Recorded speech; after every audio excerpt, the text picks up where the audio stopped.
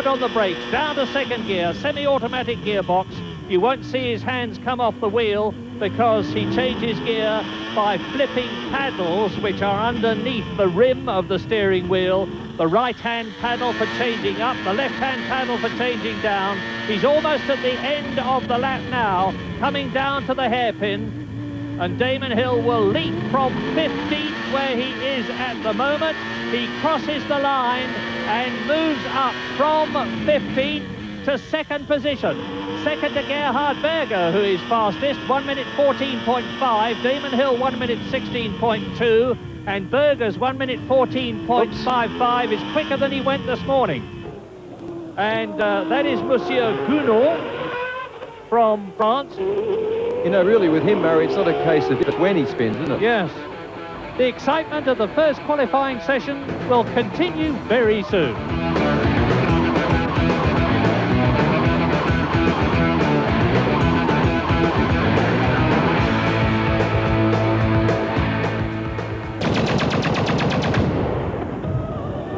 And we are now 32 minutes into the 60-minute session. Gerhard Berger with a lap marginally quicker than he went this morning, his quickest. I don't think it's going to be very much longer because I suspect that the man we're riding with down the Jack Brabham Straight at 300 Ks, Ayrton Senna, will be taking over the top slot on the Oh, not if he goes at this speed, he won't. What's happened? What's happened, Alan? You're the expert. Well, it sounds like he's lost all drive. I mean, it doesn't sound like he's... No, he's off. That's very strange. Unless he was waiting, maybe he looked in front of him and saw a car up a bit more and wanted to ease off and give him a bit more breathing space for a clear lap. I think he's... I think what he was doing then was establishing a gap, and he will go for it now. Yeah, well, I think he's going for it. I wasn't conscious of a car going past. However, it doesn't matter. Here we're into the S's, and Ayrton Senna has done 3 of his 12 laps, so he's got plenty of track mileage left. See, what he would have done, Murray, he can actually radio into the pits and say, listen, is there a car in a catchable distance in front of me? And they might have said, yes, there is. Such and such is only about 5 or 6 seconds in front of you. So then he decided to ease off down the straight, increase that gap to, say, 11 or 12 seconds to make sure that if he does go on a blinding lap, he will not end up right behind a car with a couple of corners to go before the finish line. Right, Senna second fastest this morning, 0.4 of a second slower than Alain Prost, who has yet to put up a time this afternoon. Right, this is very slowed up on the previous lap. No signs of it this time. Down into second gear. Now watch his line. Senna is not as smooth visually as Prost always is, but my goodness, he is mighty quick. Fastest lap so far, 1 minute 14.459, that of Gerhard Berger in the Ferrari. And Ayrton Senna, 1.2 seconds off the pace, nevertheless moves up to second position, ahead of Carl Wendlinger, Damon Hill, JJ Leto, Martin Brundle, Rubens Barrichello, and I noticed that Eddie Irvine, the sensational Irishman who finished in 6th place in Japan and then had that energetic interview with Senna, the man you're looking at, after the race, has yet to put up a time in the Jordan Hart.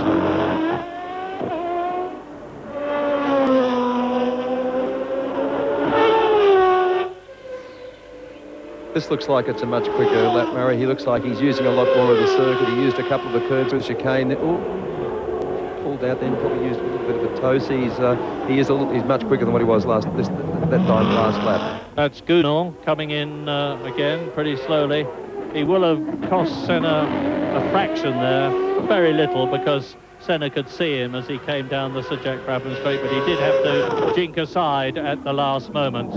He's coming through to complete now his 5th lap out of a permissible 12, and that moves Ayrton Senna up into the provisional pole position.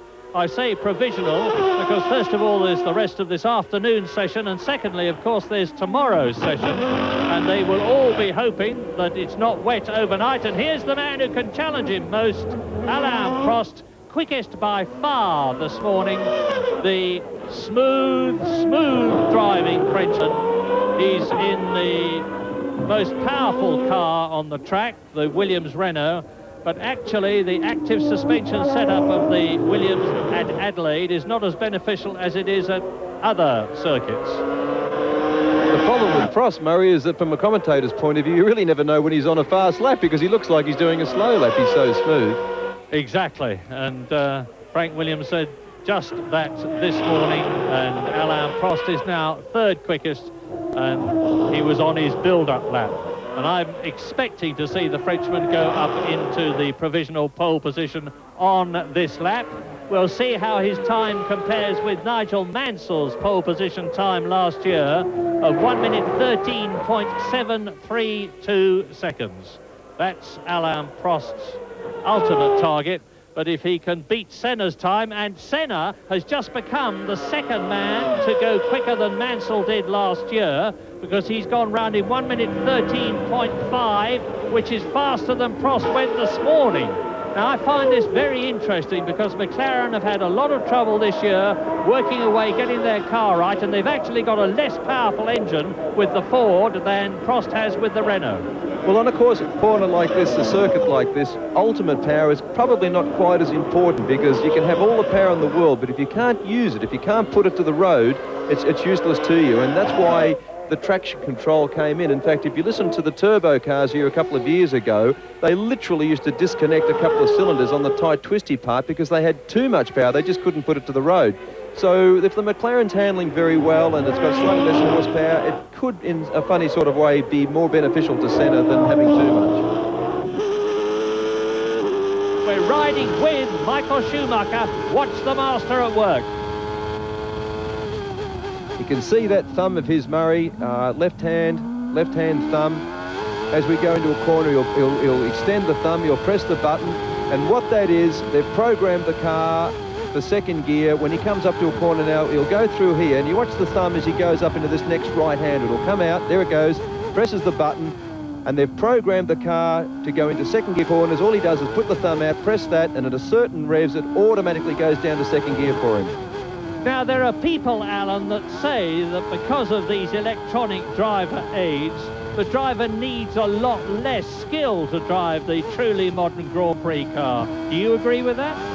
No, I don't. I think that a good driver will get more out of a good car than a bad driver will get out of a good car. In other words, you could put a lot of drivers here today in this car and they wouldn't get within 1 or 2 seconds of Schumacher. It doesn't matter how many buttons you've got to press. You've still got to have the skill to do it.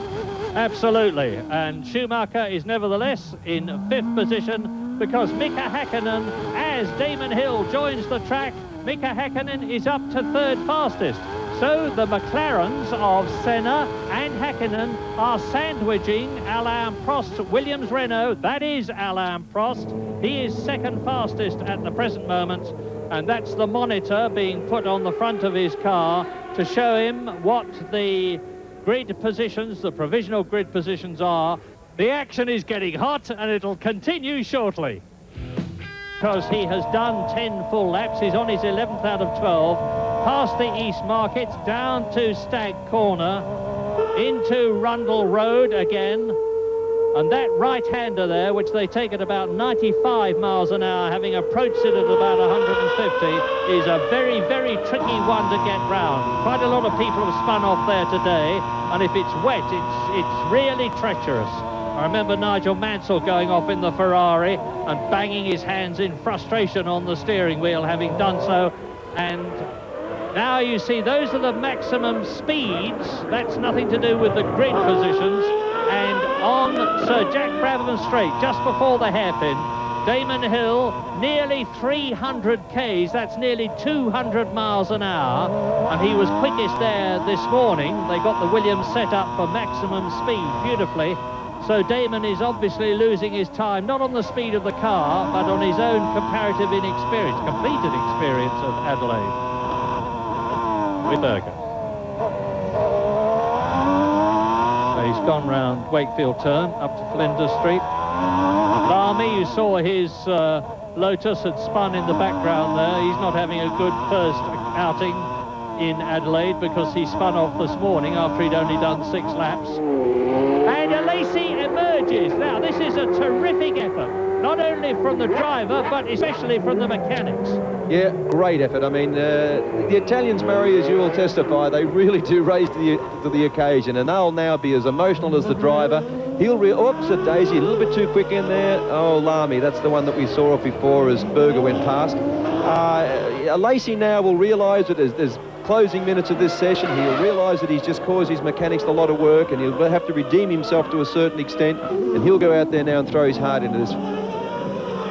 Yeah, and Jean Alain is currently 23rd out of 23, 22 seconds slower than the next slowest man, Toshio Suzuki. We haven't mentioned him.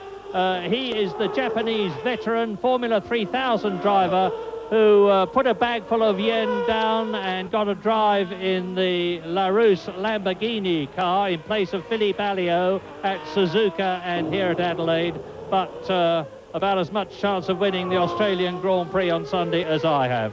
And Gerhard Berger is continuing to make his way around the circuit and is now second fastest. Berger second to Senna, and wouldn't it be marvellous if we had a Ferrari on the front row of the starting grid for the Australian Grand Prix on Sunday? Murray, the car obviously has a lot of horsepower. Look at the size of those front wings and the size of that rear wing. It obviously creates a lot of downforce, but it obviously also creates a lot of drag. And to drag that sort of drag around is you need a lot of horsepower. And it's a relatively big car compared to the other cars up and down pit lane. So I can only assume they're not lacking in the horsepower department.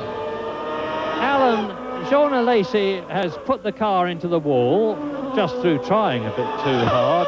He's had the car worked on. He's coming out now. In those circumstances, do you have any reservations, any fears as a driver that you're putting your life on the line coming out in a car that you've had little chance to test? No, because as a driver, you rely on the chief engineer coming up to you, tapping you on the shoulder and saying, mate, we've fixed it, she's all under control, get out here and go for it. And if he's the engineer and he's told you that, you've got to believe in him. Now, that is called confidence and commitment, and there are the people who have got both the Ferrari mechanics in the background looking at the results of their handiwork. Number 27, Jean Alain, going for a top place on the grid. He won't get pole position, but with the blue flags waving in the background to indicate to, I think it was Senna behind him, and the man that Senna was passing, that the Brazilian was about to get by. Jean Alain, with his build-up lap, moved up to 23rd on the grid. That will be no consolation to him. Alain will be looking at minimum for a place in the top 6. Now he's completing the lap now, and he's up to 7th. Jean Alain, I wasn't far off, has moved up to 7th. He's got plenty of laps left because he's completed 5 out of the 12 that he is allowed. There are 8 minutes left to go, so Alain has actually got time, if he wanted to come in and put on a fresh set of tyres.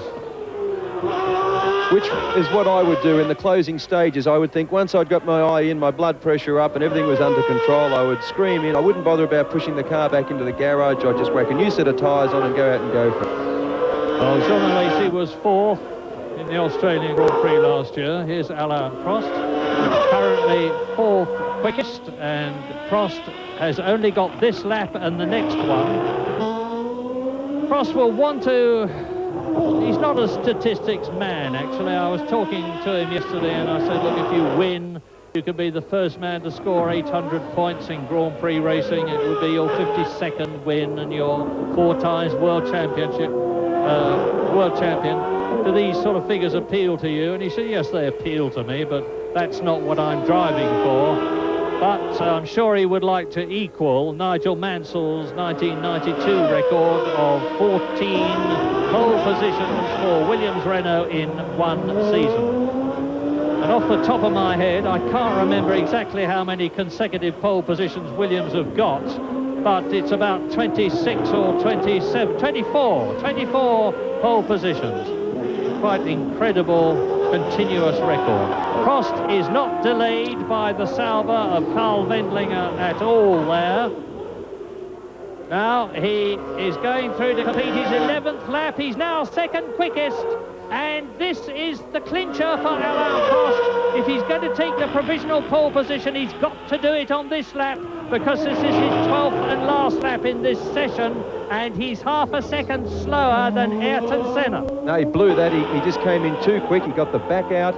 He slowed it down. He retarded the speed very well. He corrected it, used all the road, went too wide, and he's blown that lap. So what you see is what you get now. He's second quickest. We'll come back for the riveting final minutes of the first qualifying session in a moment.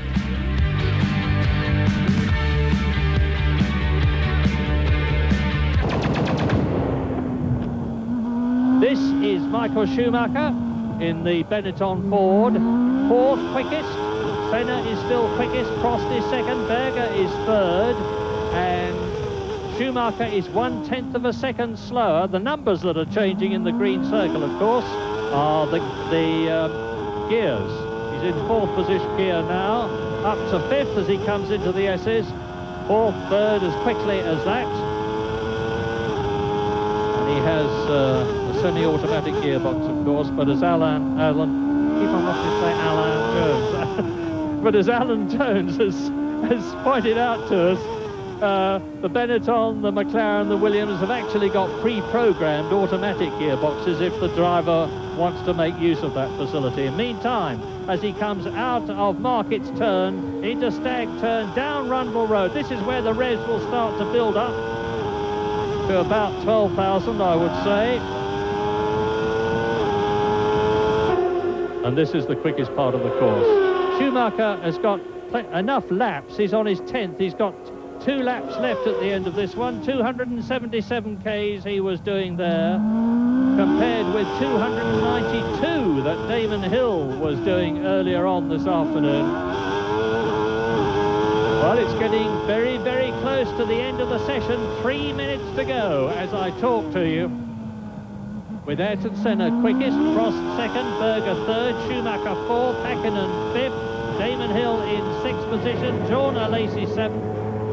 Ayrton Senna being pushed back into the pits and taking his gloves off, so he has finished his 12 laps, and he's finished his 12 laps well pleased with his day's work, I'm sure, because I find it very hard to believe that Michael Schumacher can beat Senna's time. He's 9/10 of a second slower, and the top 3, Senna, Prost and Berger, have all completed their 12 laps. So we're looking at the one critical man who could affect the top 4 places on the provisional starting grid, because I say again, there's another 60 minutes of qualifying tomorrow afternoon on Saturday, and the times we would expect, if the weather conditions are good, to be quicker. But here is a development, and a dramatic one. Unseen, Mika Häkkinen in the McLaren Ford, Senna's teammate for only his 3rd Grand Prix qualification this year, has moved up to 3rd fastest. He has displaced Schumacher, he has displaced Berger, and he is 3rd quickest, and he is 3/10 of a second slower than Prost. It's Senna, Prost, Häkkinen. Ayrton Senna looking at the monitor that I was telling you about to see what the provisional grid positions are, and there are just over a minute now, and this is Schumacher's last lap. He's on his 12th lap. If he's going to move up, he's going to move up at the end of this lap, and he's got a clear track in front of him as he approaches the right-hander at the end of this quick straight. Approaches the right-hander racetrack hairpin, the 2nd gear, 35-mile-an-hour corner. Watch the revs drop right back. The accelerator is right off. Now it's flat on the carbon fibre. And Schumacher has got to beat to move up. He's got to beat 1 minute 14.194. And this is the end of the lap, the end of the session for Michael Schumacher. And has he done it? Yes, he has. Michael Schumacher moves up to 3rd position. He's displaced Häkkinen by less than by 2/100ths of a second. Michael Schumacher moves up to third on the grid, and wonderful news for the Ford technicians who are here. 3 of the top 4 places on the provisional starting grid for Sunday's Australian Grand Prix are occupied by Ford-powered cars. Ayrton Senna's McLaren, Prost's Williams Renault is second quickest. The Ford-powered Benetton of Michael Schumacher is third. The Ford-powered McLaren of Mika Häkkinen is fourth. Then it's Gerhard Berger's Ferrari in 5th position. Jean Alesi there completing the lap, and he is in 7th position, as you see, behind Damon Hill's Williams Renault and ahead of Martin Brundle's Ligier Renault. So let's cross to the pits for the thoughts of the top 3. Ayrton, are you happy with that? Yes, I'm. We had a trouble-free day. It was very good in the morning. Improved a little bit to the afternoon, and I had a very good run. There was a little bit of misunderstanding over the radio in my my 2 quickest laps. I thought it was about time to come in, and I wasn't sure, so I called the radio and I wouldn't get a reply, and I noticed that the radio button was a bit funny, and effectively it was stuck on. So my quickest lap was with the radio on all lap because the button was stuck on, and I couldn't really concentrate as well as I should. So if that was a 13.3, it was not too bad. Michael, third fastest. Are you happy with the way things went for you this afternoon? I have to say it was very hard to reach this third place for me, harder than I thought, because the car, it seemed to be very well in the morning, and I thought we maybe could stay all together a bit closer, and I was a bit surprised about the big gap we have between the first and the third place, but nevertheless, we try better tomorrow. Now, what is the strategy tomorrow? I mean, what happens if it rains? You're obviously pretty happy.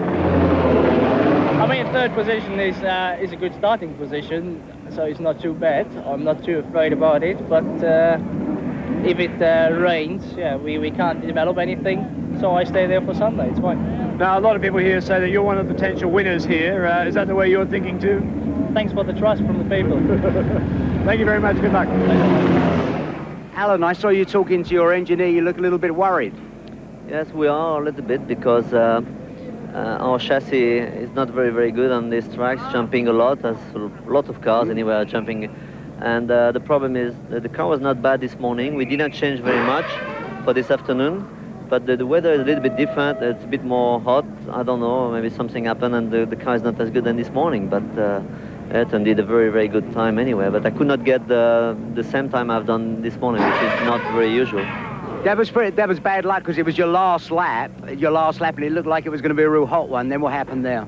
I had a bit of traffic, and also I was out of laps, you know, only 12 laps in the afternoon, but it's difficult to get a clear lap, and also you need at least 1 or 2 laps to warm the tires. But it's the same for everybody. Maybe better tomorrow.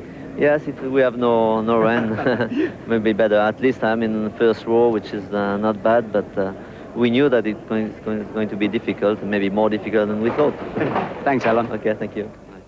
So Prost will be after pole position tomorrow. Ken Sutcliffe and Jackie Stewart will wrap up the day after the break.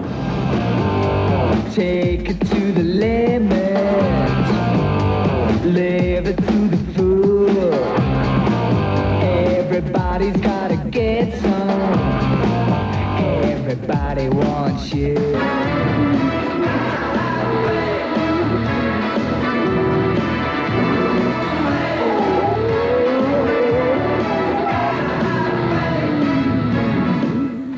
Welcome back. A very interesting qualifying session there, Jackie. Nigel Mansell's 1992 time of 1 minute 13.732 copped a bit of a battering, didn't it?